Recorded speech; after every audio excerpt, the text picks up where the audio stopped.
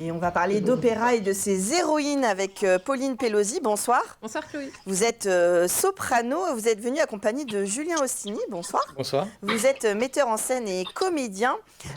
Tous les deux, vous participez à l'élaboration de ce spectacle Héroïne qui aura lieu le 16 juin prochain à 20h30 à la Chapelle de l'Oratoire au Mans. C'est ça.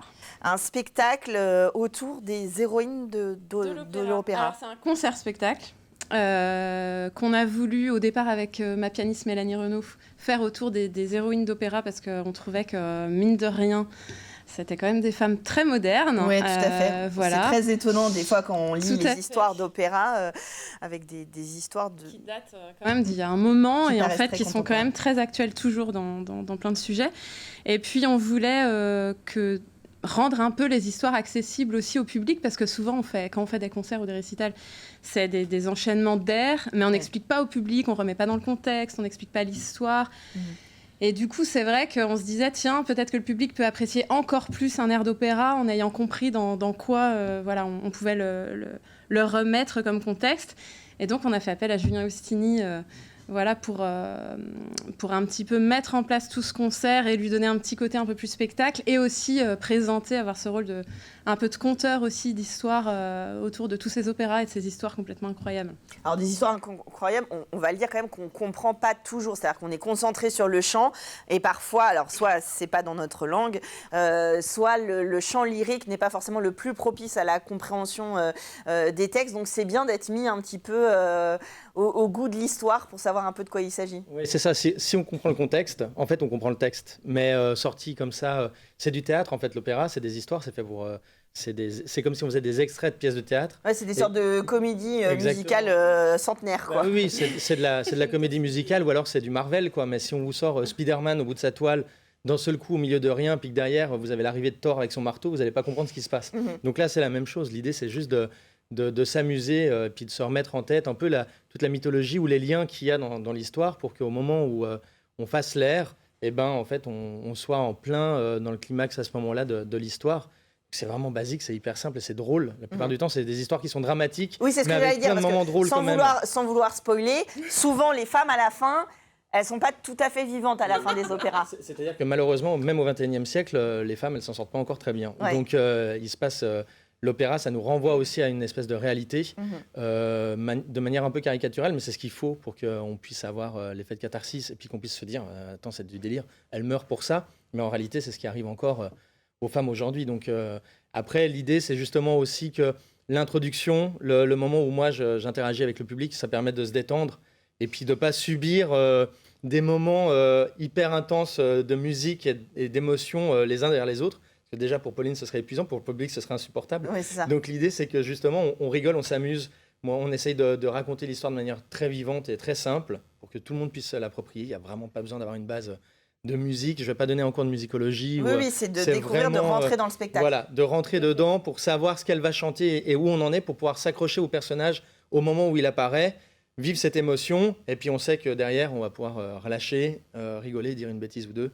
Se replonger dans l'opéra d'après et puis le faire comme on le ferait avec un verre de vin chez des amis dans un salon pour découvrir. Et puis en fait, c'est une manière de partager ce qu'on aime et de faire, au contraire, de dire c'est pas exigeant, c'est pas élitiste, on a besoin de rien, c'est vraiment pour tout le monde. Et on va passer un moment où effectivement la qualité artistique elle est exigeante, mais on s'en fout. En fait, ce qui compte, c'est qu'on va passer un moment où on partage, on s'amuse et ça va être festif, même si on pleure, c'est pas grave. Alors, vous avez interprété plusieurs personnages, notamment, je pense à Carmen, en fait, qui était une femme forte, mais aussi une femme battue dans l'histoire. Donc, c'est des personnages à incarner qui sont très impressionnants. Et puis, quand il leur arrive des mésaventures jusqu'à la mort, faut les interpréter sur scène. Dans tous ceux que vous avez pu avoir le plaisir d'interpréter jusqu'ici, est-ce qu'il y a des personnages auxquels vous êtes le plus attaché que d'autres ? Oui, moi d'abord j'ai eu un coup de foudre pour l'opéra de manière générale avec le rôle de Violetta dans La Traviata il y a déjà une bonne dizaine d'années. Donc c'est un personnage qui qui me colle un peu à la peau, mais j'adore le personnage de Carmen pour plein d'autres raisons. Et puis il y a des personnages que j'ai pas encore joués. Oui, puis après ça dépend aussi de la tessiture, c'est-à-dire qu'il y a des personnages, Exactement. Vous jouez en fonction de, vous êtes soprano, donc vous jouez des rôles de soprano. Tout à fait, mais j'ai encore plein de rôles que j'aimerais bien faire avant de mourir. Non, mais on n'en est pas là. Ouais, c'est ça. Voilà, il faut la faire. Alors, du coup, ça, il va y avoir. Donc, on a parlé de Carmen. Est-ce qu'il y aura Carmen? Est-ce qu'on peut donner 2, 3 titres comme ça? Il y a Carmen, il y a Traviata, évidemment. Il y a la Valie. Il y a des tubes. Hein, il y a le Pace de la force du destin. Il y a Omubio Bani. Comment tu dis? Ouais, c'était difficile à dire. Babino Caro. Voilà. Le Giannis Kiki. Et puis il y a un extrait aussi de la Bohème de Puccini avec le rôle de Musette. Mais en fait, moi, l'idée de tout ça, c'est venu parce que j'ai un fils qui a 4 ans et demi et qui me demande un peu, ma maman, qu'est-ce que tu fais en fait? Donc de raconter les histoires. Et je me suis dit, finalement, pourquoi est-ce qu'on ne pourrait pas raconter les histoires de toutes ces héroïnes comme ça à tout le monde? Donc voilà. C'est vrai que c'est déjà ce que vous faites, de rendre accessible en montrant que voilà, l'opéra, c'est aussi des jeunes chanteuses qui vivent dans le monde qui nous entoure actuel. Et ces histoires sont très actuelles en fait. C'est un genre qui date, mais les histoires et les histoires qu'elle raconte et les airs sont très actuels et procurent toujours autant d'émotions de toute façon. On parle de Carmen, le féminicide, c'est quand même toujours très très malheureusement, actuel. Malheureusement, c'est ce que vous disiez, Julien. Oui, c'est des thèmes qui sont. C'est quand même ces compositeurs, ça avait un sens ce qu'ils défendaient quand Verdi il écrit Traviata, c'est parce qu'en fait il a épousé une seconde femme. Que le fait, alors qu'il a perdu sa première femme d'une maladie, qu'il a perdu tous ses enfants et qu'il recompose sa famille des années plus tard, mais que ce soit une femme qui ait vécu autre chose avant et qui n'ait pas été vierge au moment où il l'a épousée, elle a été traitée comme une garce et comme une moins que rien. Et lui, il a été profondément blessé de ça dans sa vie et il s'est dit, c'est pas possible, il faut que je fasse un opéra pour montrer la bêtise des gens. Et il l'a montré en prenant un texte qu'Alexandre Dumas venait d'écrire et qui raconte une histoire vraie. Et en fait, la Bohème, c'est des histoires vraies. En fait, on a beaucoup d'histoires et beaucoup d'opéras.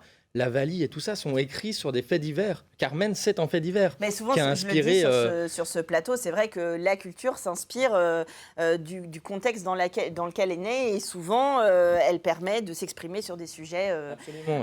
Et leur génie, c'est d'avoir réussi à mêler à la fois dans une œuvre qui est tragique et qui raconte des choses tragiques, autant d'humour, parce qu'il y a beaucoup de passages qui sont très drôles. On oublie aussi que l'opéra, c'est énormément de passages très drôles, très humoristiques. Et puis des passages très dynamiques qui nous entraînent, et puis d'un seul coup, ils nous attrapent sur quelque chose de plus dur, et puis ils nous rappellent notre humanité et nos failles, en fait. Et on est tous Don José, on est tous Escamillo, on est tous, à un moment donné, un mec avec un mauvais comportement, ou une femme qui est traitée de volage ou de garce, juste parce qu'elle vit librement. On l'entend tous les jours, on le vit encore tous les jours. Donc, en fait, je crois que c'est comme la grande mythologie, c'est comme ça parle d'une humanité qui est en nous, c'est quelque chose qui est profondément, c'est universel et c'est intemporel. C'est-à-dire que pour peu que nous, on sache le raconter aux gens avec des mots d'aujourd'hui, et puis qu'on leur mette des mises en scène qui soient accessibles et qu'il n'y ait pas besoin d'avoir fait 1000 visions de Carmen avant pour pouvoir en profiter, en fait, ça parle à tout le monde. J'en suis convaincue. Alors, vendredi 16 juin, on prend les places. Normalement, ça va s'afficher là, j'adore faire ça. Et ils vont être dégoûtés en régie. Ils vont dire non, mais il fallait nous prévenir avant. D'infos et réservations ou héroïne au pluriel concert-opéra@gmail.com. Voilà, on envoie pour avoir des informations. On peut vous suivre, Pauline Pelosi, de toute façon, sur les réseaux sociaux pour voir une chanteuse d'opéra aujourd'hui très actuelle qui poste aussi sur les réseaux sociaux, une de nos héroïnes. Et puis, on va vous retrouver justement dans le rôle de Musette, la Bohème, du 20 au 23 juillet au château de Lignières. Vous êtes le directeur artistique de ce festival, une aventure assez extraordinaire avec une très très grande scène extérieure. Oui, c'est ça, c'est mon petit craquage à moi. Il y a 7 ans, j'ai racheté cette ruine avec l'idée de dire on peut créer de la culture à la campagne. En fait, en France, on est un peu dans une espèce de folie qui est de dire on est un pays culturel, la culture est accessible à tous. Et en réalité, si on est dans des régions ou à la campagne, carrément des pans entiers culturels qui ne nous sont pas accessibles et ça paraît normal. Et là, l'idée, c'était de se dire comment est-ce qu'on peut inventer un modèle culturel qui soit celui du 21e siècle et pas les maisons d'opéra qui datent du 19e et qu'on puisse réinventer notre façon de fabriquer, de créer de l'opéra. Et en fait, du coup, l'opéra, c'est le prétexte. Ce qui compte avant, c'est que l'opéra, c'est totalement inutile, ça sert à rien. Et en fait, on réunit autour de nous 300 bénévoles. Tous les gens qui veulent participer, tous vos auditeurs qui sont là aujourd'hui peuvent participer à la création de l'opéra, au décor, aux costumes, à venir sur scène, à être figurant. À ça, on associe évidemment énormément de professionnels qui viennent aussi bénévolement. Et on crée comme ça en 9 jours, ce qui est un record. Je pense qu'on pourrait faire venir le Guinness pour ça.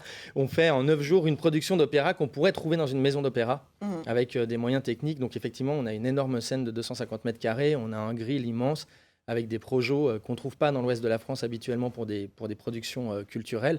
Et on crée comme ça un opéra qui est sur l'herbe. C'est-à-dire que les gens viennent avec leurs chaises ou avec leur couverture, on se met dans la cour du château, c'est acoustique avec l'espace, et on refait l'opéra comme on le faisait avant. C'est ce que j'allais dire, en fait, on revient aux fondamentaux d'un spectacle grand public, pour tout le monde, accessible, parce que les maisons d'opéra, c'est pas comme ça que ça se passait au départ. Et c'était, je rigolais tout à l'heure en parlant de comédie musicale, mais sur le côté, voilà, ça raconte une histoire, il y a un décor, il y a des figurants, il y a des airs plus ou moins connus. C'est les Marvel de l'époque, hein. Je veux dire, l'opéra, c'était l'endroit où on avait de la technologie, c'est-à-dire les changements de décor et tout ça, le Deus Ex Machina. Sauf que moi, j'ai jamais compris pourquoi Thor il arrivait, donc c'est pour ça que je reprends pas la métaphore parce que.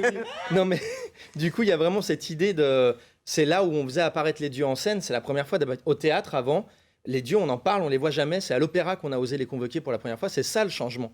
Parce qu'il y a du théâtre musical en réalité. Et Molière en a écrit plein avec Lully. Mais l'opéra, c'est une invocation spectaculaire des dieux ou des forces qui nous mettent en mouvement. Donc, c'est du grand spectacle. Et on venait écouter un Verdi à l'époque à la Scala avec son panier pique-nique, son saucisson, son verre de rouge, ses mômes. On chantait en même temps. Et Verdi, quand il tapait un triomphe, on le ramenait à pied jusque chez lui. Et ça prenait 3 jours. Il habitait à 80 bornes. Il n'y a aucune rockstar qui vit ça aujourd'hui. Mais en fait, à cette époque-là, c'était totalement normal. Et on pouvait rentrer, sortir, fumer le cigare. Enfin, c'était hyper simple. Et donc, nous, on fait la même chose.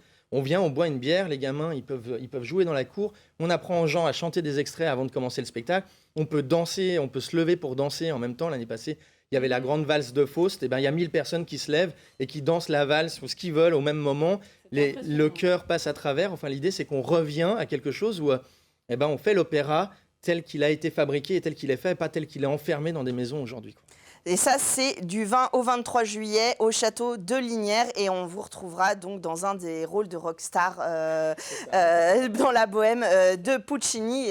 C'est l'opéra qui a été choisi pour cet été. Mais je vous rappelle déjà, le 16 juin, vous allez découvrir les héroïnes. Vous avez compris, Julien Ostini est un fervent défenseur de ce style. Il va vous convaincre, vous aussi, de rentrer dans les histoires d'opéra. Merci à tous les deux d'être venus nous en parler sur le plateau. Et puis nous, on finit en chanson française tout de suite dans Culturel.